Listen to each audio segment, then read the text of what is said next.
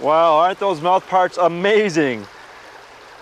This is a female shadow darner, and it's those toothed mouth parts that give dragonflies and damselflies, their smaller cousins, their Latin name, the odonates. Odonates means the toothed ones, and these are indeed the toothed ones. They have these great toothed mandibles for tearing apart their prey. Those are their eating tools. Dragonflies and damselflies are fierce hunters of the air. They capture their prey in their front legs like a basket. Their mouth parts open up, and those great toothed mandibles slowly pull the prey into their mouth.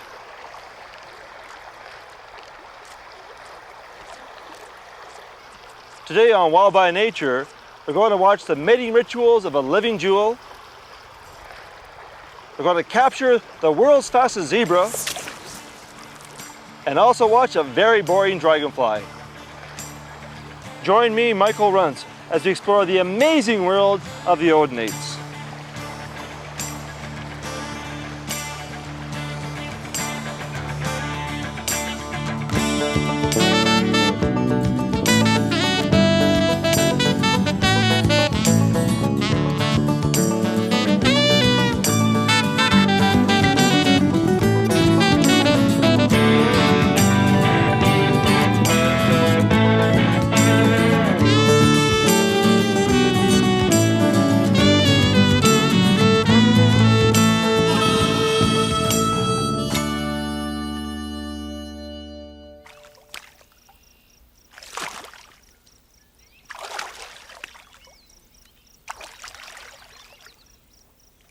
Here's a newly emerged dragonfly transforming from the aquatic stage to the flying stage. All damselflies and dragonflies start their life off inside the water.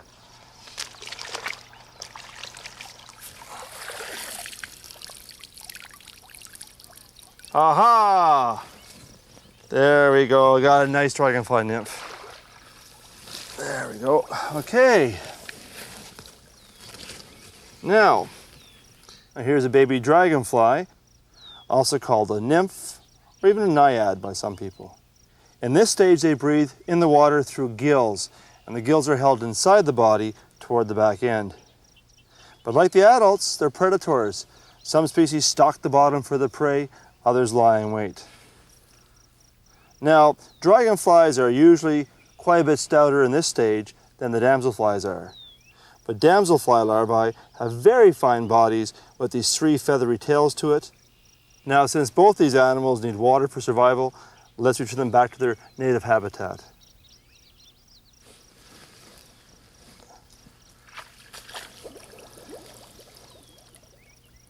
There's a northern water snake right here. I'm hunting for dragonfly nymphs. It could be too, because they'll feed on those, and they'll feed on small fish, tadpoles, lots of things in the water. Beautiful.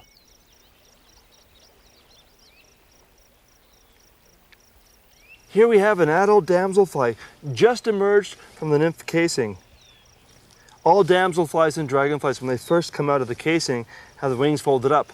This one is just unfolding them. They use blood, which is pumped through the wings, and also gravity, because they hang with the head up and body down from some emergent plant.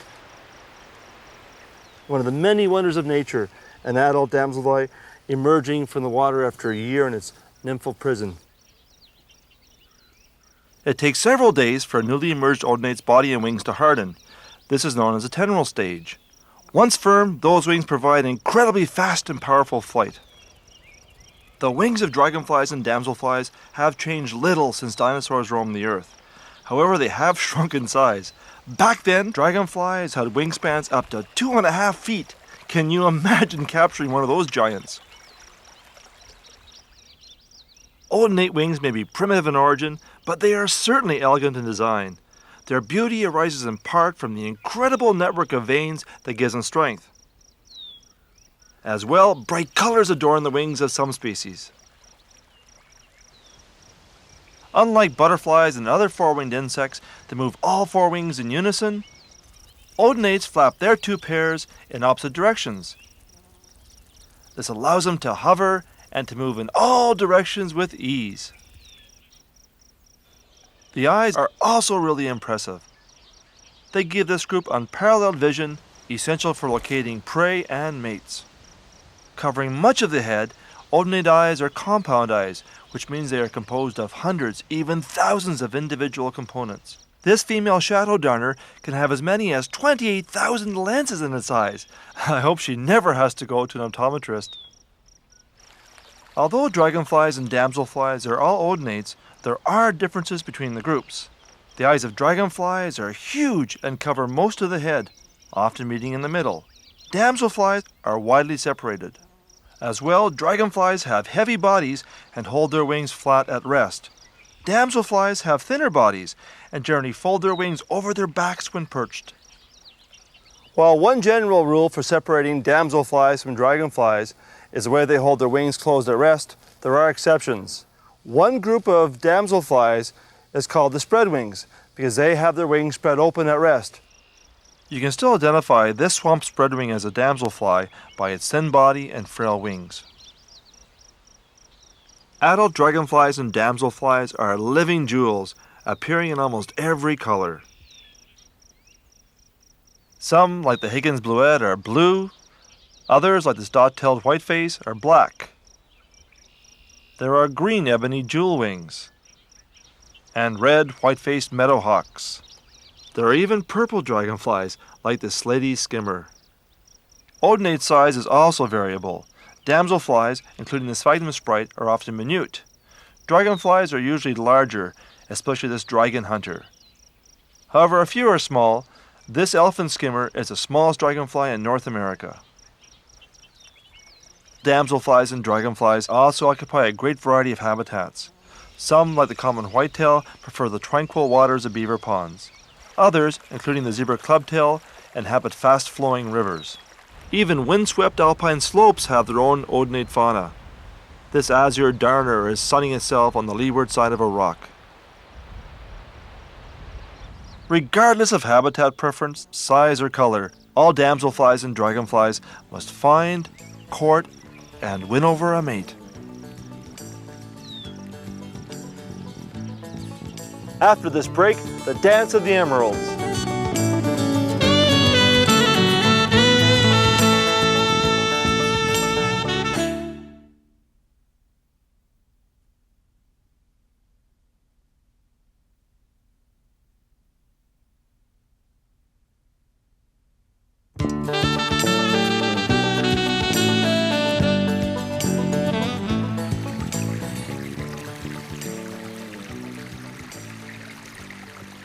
I think she's saying yes to me. That's a female ebony jewelwing, one of the bigger damselflies. And the way her wings are opening and closing is a form of communication. She's responding to a male displaying nearby that he's okay, come and see her. Ebony jewelwings, just like other dragonflies and damselflies, have very elaborate courtships. And in this case, the wings are used to communicate the message back and forth. You can tell the females from the males because they have little white squares on the corner of their wings, and they aren't quite as darkly marked with black on the wings. The male ebony jewelwings are much more brightly colored, very metallic green on the abdomen, and beautiful dark brown, almost black wings.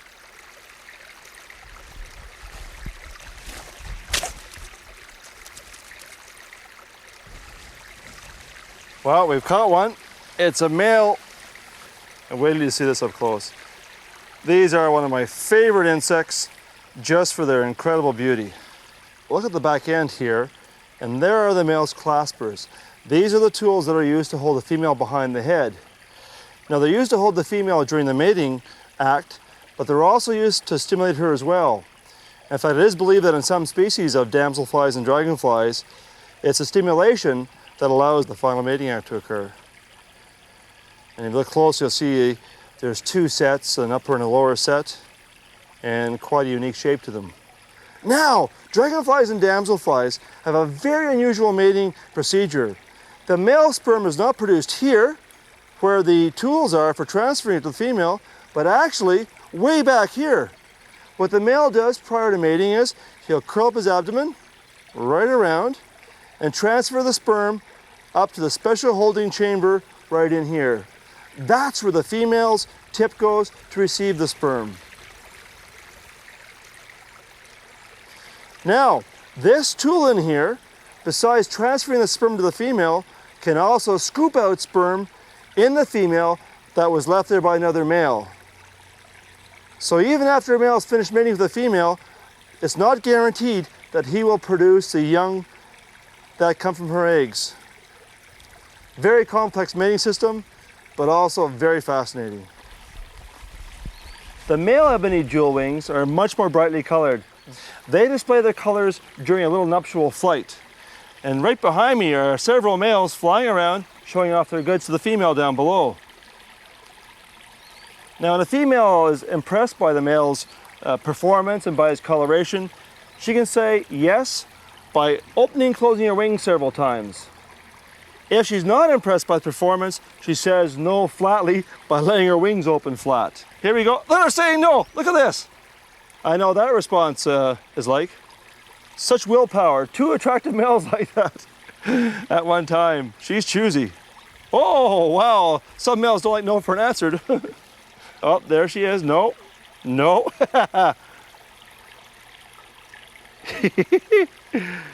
Wow.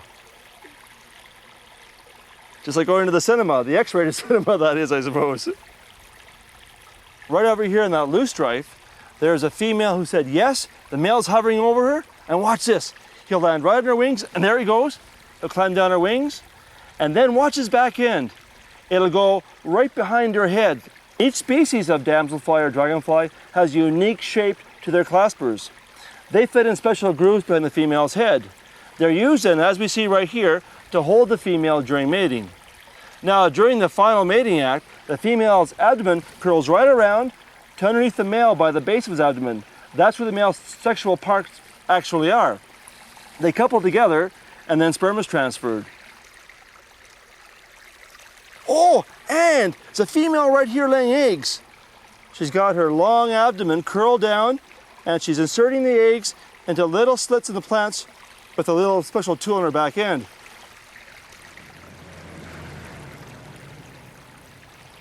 You know, here we are by a roadside edge and all this high drama is going on. You don't have to go way back in the woods to encounter nature at its finest.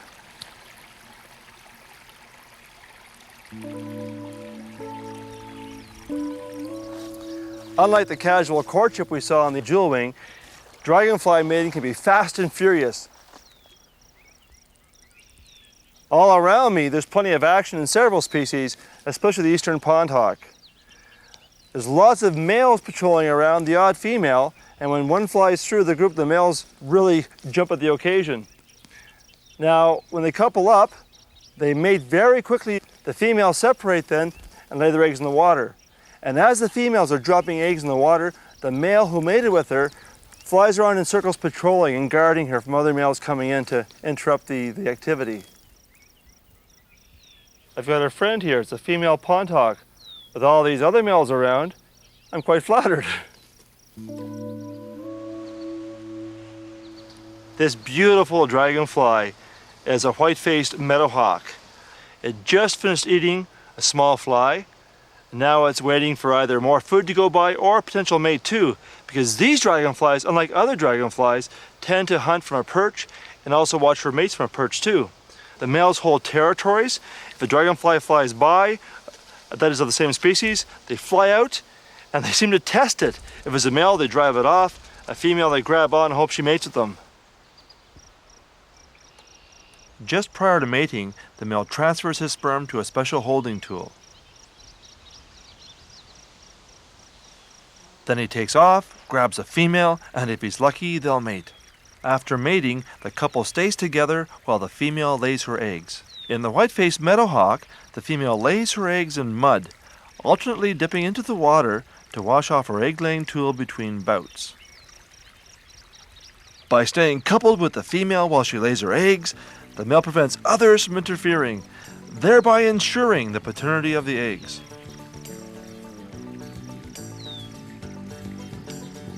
After this break, the world's fastest flying zebra.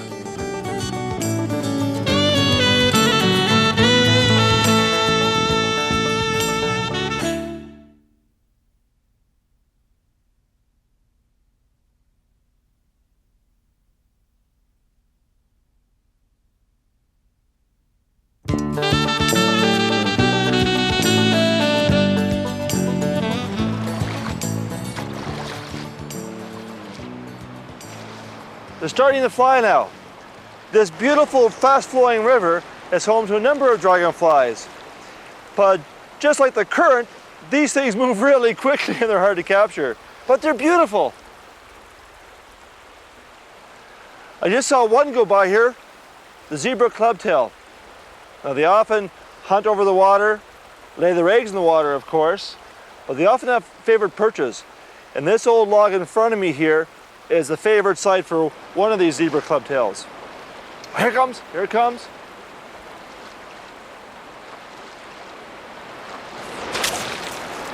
Oh, they're so fast. It'll come back though. Like other dragonflies, are territorial. Here comes one, here comes one. Oh. And there goes one. Oh. There's a fawn darner. I think she's laying her eggs. Yes. Look at that. There's a female fawn darner right down here. And she's laying her eggs on the side of this old log in the water. Some dragonflies fly over the water and drop their eggs right in the stream or in the current. Some go by the shallow edges and poke their eggs down in the mud on the bottom. But this species here inserts the egg in the wood. Now, if you look closely, you'll see her abdomen has a little tool near the tip on the bottom side, and that cuts a little hole in the wood and the eggs are pushed into there. So she's walking along this log sideways, putting eggs one at a time in the little slits created by that ovipositor. Damselflies often lay their eggs in stems of plants or leaves of plants near the water by making a little slit first with that ovipositing tool. It's like a little knife used for jabbing holes into things. What a great view. Now, fawn darners aren't very brightly colored. As their name suggests, they are a pale fawn brown, but they have those bright yellow spots on the sides of the thorax, the middle part of the body, which are really quite striking. Now, fawn darners, when they hunt, tend to fly by the shorelines, not in the middle of the water. They also fly very close to the water and very slowly for a dragonfly too. Each kind of dragonfly, besides having a unique egg-laying behavior, also has special ways of capturing food too, or ways of hunting.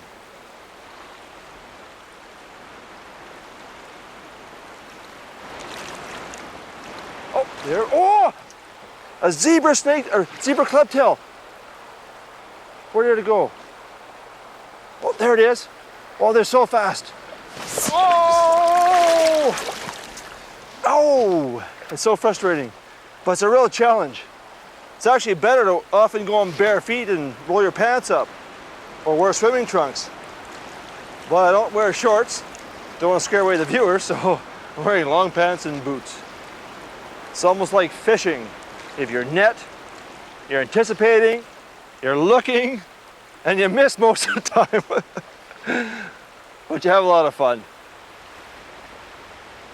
Well, it appears this fast-flowing water provides food for more than dragonflies. Here comes a brood of young common mergansers. But they feed on fish, not on insects, so they don't pose any kind of threat or competition for these dragonflies right here. Oh, they're heading for that log where the female fawn darner was laying her eggs. I hope she's long gone or she could be in for a spot of trouble.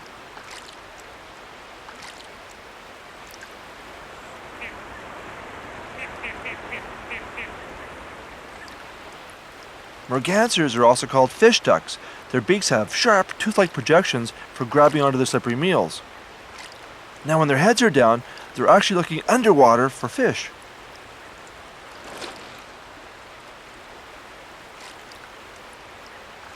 And there they go.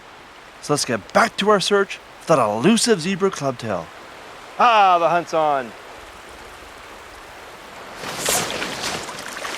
Got it! Ha ha!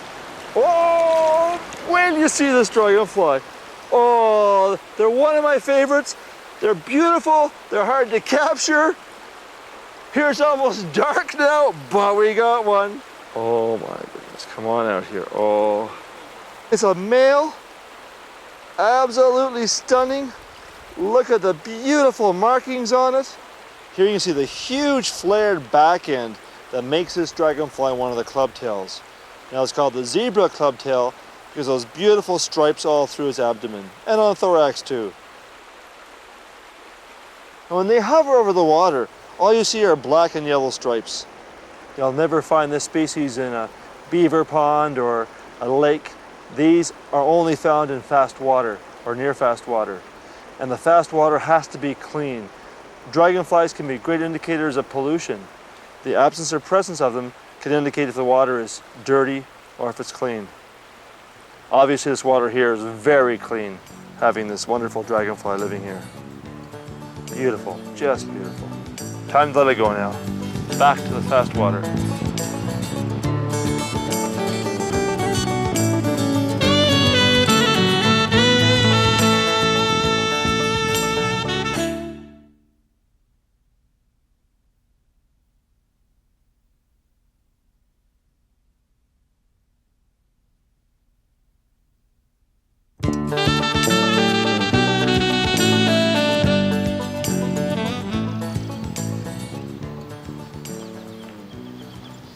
This is amazing. Right down here we've got a green darner, one of the most spectacular dragonflies we have. The green darner devouring a common basket tail, another dragonfly. Dragonflies are predators, catching insects in the air, usually flies or other insects. But here we have a case of a dragonfly eating another dragonfly. It's large, it's colorful, it also migrates. One of the few dragonflies that migrate south. Now in earlier times, all dragonflies were called darners. In fact, they were called devil's darners because it was believed that they actually flew around and so to people's lips and eyes, even brought back dead snakes to life. So one time they were thought to be a foe. Now we know because they feed on things like mosquitoes and deer flies, they're actually friends. From foe to friend, the darners. Beautiful, beautiful, beautiful. Primitive in form, yet elegant in coloration and behavior. Odonates, the toothed ones, are truly fascinating creatures. Thanks for joining me on this visit to their amazing world. Join me next time for another adventure where everything we meet is wild by nature.